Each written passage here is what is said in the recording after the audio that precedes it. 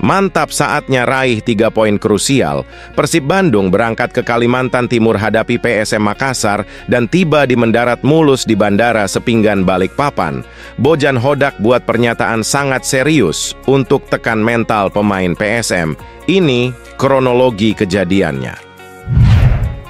Pelatih PSM Makassar Bernardo Tavares langsung auto menangis kejang super menderita jelang lawan Persib. Sampai mohon-mohon begini ke pemain ke-12 ini demi hindari kekalahan memalukan dari sang juara bertahan. Apa yang ia lakukan? Saksikan semuanya hanya di sini. Mantap, ini baru pemain top. Begini pernyataan jujur Gustavo Franca jelang Persib melawan PSM besok lusa sampai nekat ngomong gini ke publik. Bobotoh auto sangat bangga. Ini penjelasannya. Wah, benar-benar super gila. Supporter asli Thailand pendukung Port FC akan datang beramai-ramai ke Bandung untuk penaskan persaingan Persib di Liga Champions Asia 2. Satu stadion dengan fans Persib Bandung akan sampai nekat lakukan hal ini kah? Ini berita selengkapnya. Robert Rene Albert kembali dirumorkan kembali ke Persib isi jabatan Direktur Teknik kah? Ini jawaban sangat tegas dan berkelas manajemen Persib. Simak semuanya sampai habis. Kembali memanas, Sadil Ramdhani tuntaskan kontrak sampai selesai di Sabah, Malaysia, bakalan gabung Persib di putaran kedua Liga 1 musim ini kah? Ini penjelasan lengkapnya. Keputusan sangat bodoh tim pelatih Australia jelang lawan timnas Indonesia. Bisa-bisanya mereka sangat pede, ada yang mau lihat latihan mereka di Jakarta, sampai bikin permintaan aneh ke manajemen timnas Indonesia. Apa permintaan tim Australia sebenarnya? Ini penjelasannya.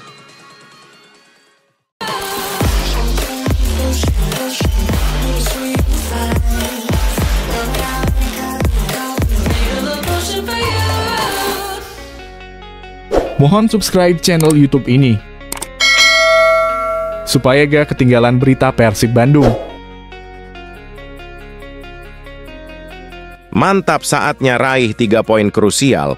Persib Bandung berangkat ke Kalimantan Timur hadapi PSM Makassar dan tiba di mendarat mulus di Bandara Sepinggan Balikpapan. Bojan Hodak buat pernyataan sangat serius untuk tekan mental pemain PSM. Ini kronologi kejadiannya. Pelatih Persib, Bojan Hodak, telah melakukan analisis mendalam terhadap kelebihan dan kekurangan PSM.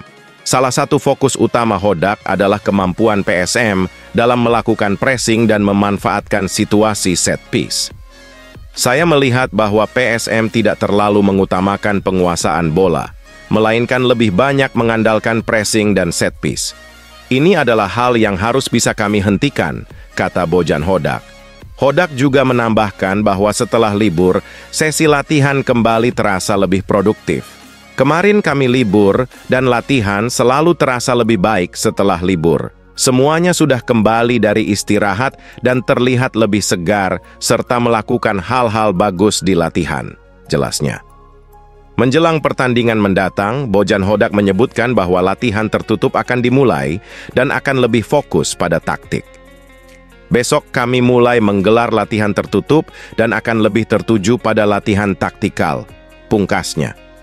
Apa pendapat Anda tentang strategi Persib menghadapi PSM? Apakah Anda percaya bahwa persiapan ini akan membuahkan hasil? Bagikan komentar dan prediksi Anda di bawah. Pelatih PSM Makassar Bernardo Tavares langsung auto menangis kejang super menderita jelang lawan Persib. Sampai mohon-mohon begini ke pemain ke-12 ini demi hindari kekalahan memalukan dari sang juara bertahan. Apa yang ia lakukan? Saksikan semuanya hanya di sini.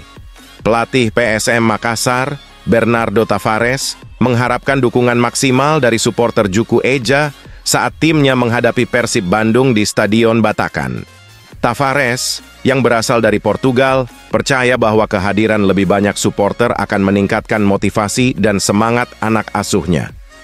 Duel klasik PSM versus Persib akan digelar di Stadion Batakan, Balikpapan pada Rabu, 11 September 2024, pukul 15.30 waktu Indonesia Barat dan disiarkan langsung oleh Indosiar, ujar Bernardo Tavares.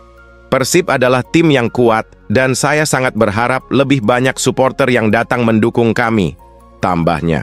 Menurut Tavares, dukungan dari supporter sangat berharga bagi tim. Dukungan supporter sangat berarti. Pemain layak mendapatkan dukungan itu di stadion. Jelas pelatih berlisensi A-Pro UEFA ini. Dalam pertemuan 2 musim sebelumnya, PSM Makassar berhasil unggul atas Persib Bandung dengan catatan 3 kemenangan dan sekali imbang. Mantap, ini baru pemain top. Begini pernyataan jujur Gustavo Franca jelang Persib melawan PSM besok lusa, sampai nekat ngomong gini ke publik. Bobotoh Auto sangat bangga. Ini penjelasannya. Pemain bertahan Persib Bandung, Gustavo Franca, mengungkapkan bahwa ia semakin betah dan nyaman berada di skuad Maung Bandung. Gustavo merasa banyak hal baru yang ia pelajari, termasuk energi positif yang selalu dipancarkan oleh tim dan pihak-pihak di sekitarnya. Adaptasi bersama Persib berjalan sangat positif, ujar Gustavo Franca. Saya merasa baik dengan semuanya, baik dengan bek kiri dan bek kanan. Saya suka bergaul dengan teman-teman, baik pemain lokal maupun asing. Proses adaptasi yang berjalan lancar ini juga berpengaruh pada performanya di lapangan. Gustavo merasakan peningkatan performa dan dapat dengan baik mengaplikasikan instruksi dari pelatih Bojan Hodak. Saya tidak memiliki masalah dengan siapapun. Saya suka mereka, terus berkembang, dan mereka adalah orang-orang yang baik. Tambah Gustavo yang berasal dari Brasil. Ia yakin bahwa perasaan positif ini juga dirasakan oleh pemain lain. Gustavo berharap bahwa semangat dan koneksi yang baik ini dapat terus berlanjut, sehingga tim dapat mewujudkan target bersama untuk meraih gelar juara di akhir musim nanti. Kami memiliki koneksi yang bagus, tutupnya. Bagaimana menurut Anda tentang perkembangan Gustavo Franca di Persib Bandung? Apakah Anda yakin tim akan mencapai target juara dengan semangat yang ada? Bagikan pendapat Anda di kolom komentar. Wah, benar-benar super gila. Supporter asli Thailand pendukung Port FC akan datang beramai-ramai ke Bandung untuk penaskan persaingan Persib di Liga Champions Asia 2. Satu stadion dengan fans Persib Bandung akan sampai nekat lakukan hal ini kah? Ini berita selengkapnya. Bobotoh harus siap berbagi tribun dengan supporter tim lawan pada gelaran AFC Champions League ACL 2 mendatang. Sesuai regulasi ACL 2, supporter tim lawan diizinkan hadir untuk mendukung tim kesayangannya, berbeda dengan aturan di Liga 1. Interim Director of Sports PT Persib Bandung Bermartabat, PBB, Adhitya Putra Herawan, menjelaskan bahwa regulasi ACL 2 mengharuskan penyediaan kuota tiket untuk supporter tamu. Memang di regulasinya kita harus menyiapkan kuota tiket untuk supporter tamu, kata Adhit kepada awak media. Adhit juga menyoroti soal keamanan, menyatakan kepercayaan bahwa Bobotoh semakin dewasa. Kita percaya supporter kita sudah semakin dewasa. Persib dan berbagai pihak secara terus-menerus melakukan kampanye edukasi untuk Bobotoh, terangnya. Hasil dari upaya tersebut tampak nyata dengan Persib minim sanksi akibat ulah supporter. Kita tidak akan berhenti mengedukasi mereka, berkomunikasi tentang risiko yang mungkin timbul jika melanggar aturan, lanjut Adhit. Dengan sikap ini, ia yakin keamanan supporter tim tamu di ajang ACL 2 akan tetap terjaga. Bobotoh juga sangat ingin menjaga marwah timnya saat tampil di kompetisi yang lebih tinggi. Saya percaya Bobotoh kita sudah semakin dewasa dan akan menjaga ketertiban, tutupnya. Bagaimana pendapat Anda tentang kebijakan ini? Apakah Anda percaya bahwa Bobotoh akan bisa menjaga keamanan dan ketertiban saat berbagi tribun dengan supporter lawan? Berikan komentar dan pendapat Anda di bawah. Robert Rene Albert kembali dirumorkan kembali ke Persib isi jabatan Direktur Teknik kah? Ini jawaban sangat tegas dan berkelas manajemen Persib. Simak semuanya sampai habis. Interim Director of Sports PT Persib Bandung Bermartabat, PBB, Adhitya Putra Herawan, akhirnya menanggapi rumor mengenai kembalinya Robert Alberts ke Persib. Ada spekulasi bahwa Alberts akan mengisi posisi penting sebagai Direktur Teknik. Adhitya mengungkapkan bahwa meskipun nama kandidat untuk posisi tersebut sudah semakin mengerucut, ia memilih untuk tidak memberikan respons berlebihan atau membocorkan identitasnya. Sudah ada kandidat, ujar Aditya singkat. Aditya menjelaskan bahwa nama calon tersebut belum dapat diumumkan secara resmi karena kerjasama masih dalam proses negosiasi. Ia khawatir jika identitas calon tersebut bocor sebelum kesepakatan resmi. Hal ini bisa menghambat proses dan merugikan tim Persib yang saat ini tengah fokus pada peningkatan kualitas klub. Kami tidak ingin sembarangan menunjuk seseorang karena jabatan ini sangat vital. Rencananya, jika proses negosiasi berjalan lancar, kami akan segera mengumumkan, lanjut Aditya. Belum bisa diumumkan lah ya, tutupnya. Apa pendapat Anda tentang kemungkinan kembalinya Robert Alberts? Apakah Anda berharap dia kembali ke Persib atau lebih mendukung nama lain untuk posisi direktur teknik? Bagikan komentar dan pendapat Anda di bawah. Kembali memanas, Sadil Ramdhani tuntaskan kontrak sampai selesai di Sabah, Malaysia. Bakalan gabung Persib di putaran kedua Liga 1 musim ini kah? Ini penjelasan lengkapnya. Hingga bursa transfer Liga 1 ditutup, Sadil Ramdhani masih belum bergabung dengan klub Indonesia. Kontraknya dengan Sabah FC masih berlaku hingga Mei 2025 mendatang yang menghambat kepindahannya ke tim lain di Indonesia. Selain spekulasi tentang kepindahannya ke Persib Bandung, nama Sadil Ramdhani juga menjadi topik hangat di kalangan pecinta sepak bola Indonesia karena ia tidak dipanggil ke skuad Garuda. Sadil Ramdhani, winger berusia 25 tahun asal Raha, Sulawesi Tenggara, memulai karier profesionalnya setelah menimba ilmu di klub pemuda Asifa dari 2012 hingga 2015. Setelah sempat berstatus tanpa klub pada 1 Juli 2015, Sadil bergabung dengan Persela Lamongan pada 1 Oktober 2016. Di sana, ia mencatatkan 4 gol dan 6 assist dalam 30 pertandingan.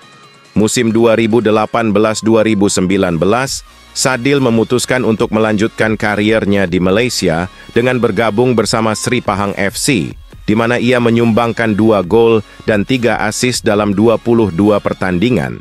Meskipun tidak ada kepastian tentang kepindahannya ke Persib, peluang untuk bergabung dengan klub Indonesia tetap terbuka. Bobotoh, bagaimana menurut Anda? Apakah Anda berharap Sadil Ramdhani akan segera bergabung dengan Persib Bandung? Bagikan pendapat dan harapan Anda di kolom komentar. Keputusan sangat bodoh tim pelatih Australia jelang lawan timnas Indonesia. Bisa-bisanya mereka sangat pede, ada yang mau lihat latihan mereka di Jakarta, sampai bikin permintaan aneh ke manajemen timnas Indonesia. Apa permintaan tim Australia sebenarnya? Ini penjelasannya. Jelang pertandingan melawan timnas Indonesia, timnas Australia melakukan latihan dengan pagar lapangan yang ditutupi kain hitam di lapangan Gelora Bung Karno, GBK, Jakarta. Langkah ini diambil sesuai permintaan khusus dari pihak Australia. Manajer Timnas Indonesia, Sumarji, menjelaskan bahwa penutupan pagar dengan kain hitam adalah permintaan resmi dari Timnas Australia untuk menjaga kenyamanan mereka selama latihan. Kalau di lapangan A, itu memang permintaan dari Australia yang disampaikan kepada kami melalui surat, kata Sumarji. PSSI sebagai tuan rumah berusaha memenuhi permintaan tersebut demi menjaga hubungan baik dan memastikan kenyamanan tim tamu. Kami berusaha menjadi tuan rumah yang baik dengan memfasilitasi apa yang diminta, lanjut Sumarji. Apa yang diminta kepada kami penuhi, ujarnya. Bagaimana menurut Anda tentang langkah yang diambil Australia ini? Apakah Anda merasa ini merupakan hal yang wajar untuk dilakukan? Berikan pendapat Anda di kolom komentar. Jelang laga perdana kualifikasi round 3 Arab Saudi versus Timnas Indonesia, muncul isu Roberto Mancini bakal cabut dari Timnas Saudi Arabia. Jelang pertandingan meladeni Timnas Indonesia dalam kualifikasi Piala Dunia 2026, pelatih Arab Saudi Roberto Mancini justru disorot media lantaran isu ketertarikan salah satu klub Eropa. Mancini merupakan salah satu pelatih dengan nama beken. Keberhasilan membawa anak-anak asuhnya meraih gelar juara membuat nama mantan penyerang Lazio itu harum sebagai pelatih. Arab Saudi menjadi kesebelasan ke-8 yang dilatih Mancini. Sejak 27 Agustus 2023 atau 14 hari setelah menyatakan mundur dari timnas Italia. Kini setelah setahun lebih menangani tim berjuluk The Green Falcon, muncul kabar yang menyebutkan Mancini dilirik klub Benfica asal Portugal. Media-media Arab Saudi pun menyoroti rumor tersebut jelang laga pertama fase ketiga kualifikasi Piala Dunia 2026 menghadapi timnas Indonesia. Laporan dari Portugal menyatakan Benfica ingin merekrut Roberto Mancini yang saat ini menjadi pelatih timnas Saudi. Tulis media Arab Saudi. Sebuah situs di Portugal menyatakan proposal Benfica tidak diterima Mancini, namun bukan berarti membuat negosiasi antara kedua pihak terhenti. Lanjutnya, kabar serupa juga menjadi salah satu bahasan di media. Sama seperti media lainnya, sumber dari kabar ketertarikan Benfica berasal dari media Portugal Bola.